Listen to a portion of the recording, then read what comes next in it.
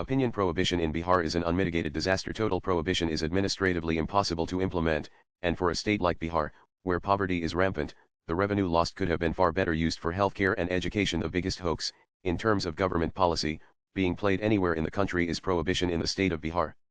And the ruinous and amazing thing is that it has been going on for the last 9 years, even though everybody who is affected by it, politicians, bureaucrats, the people, drinkers, and abstainers, know without an iota of doubt that it is not working. The decision was announced in 2016 by Chief Minister Nitish Kumar.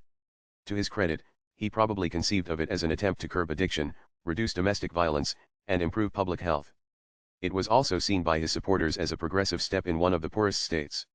However, anyone with a modicum of administrative sense knows that total prohibition is an impossible policy to implement. On the contrary, it can have disastrous consequences. This has been proved beyond all doubt in Bihar.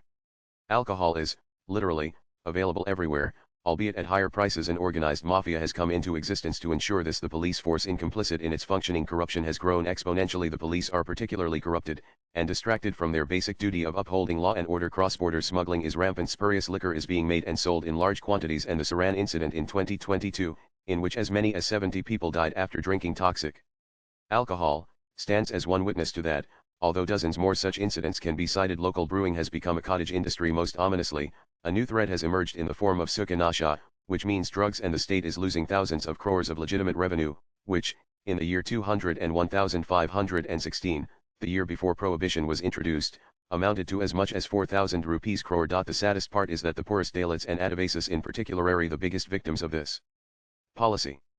They are the most vulnerable to arrest and punishment under the draconian provision of the law. The police can pick them at will on trumped-up charges against which they can hardly afford a defense. Already living from hand to mouth, they are forced to pay bribes. The jails of Bihar are full of such victims, languishing for months because, such is the backlog of cases, that their case does not even come up for bail, and even if it does, they are too poor to pay the sureties or provide papers of property. More often than not, the arrested person is the sole bread-earning member of the family, so the entire family has to face the brunt of collective punishment.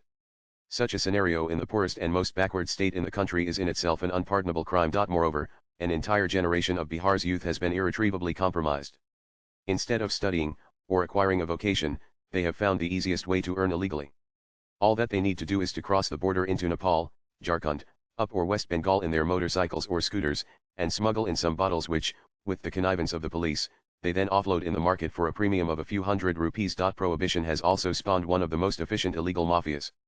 There is organized home delivery of the liquor of your choice across the state. But it does not only stop here.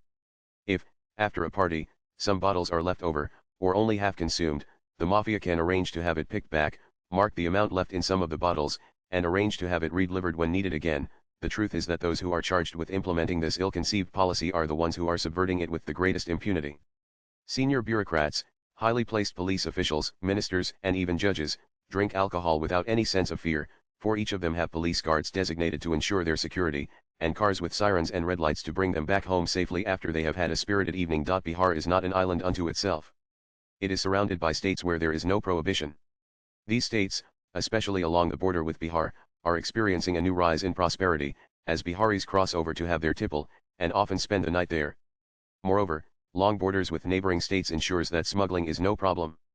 Entire convoys of trucks pass through with the cooperation of the police, and sometimes just one is deliberately caught to demonstrate the so-called vigilance being practiced by the authorities. To put it bluntly, prohibition in Bihar is an unmitigated disaster.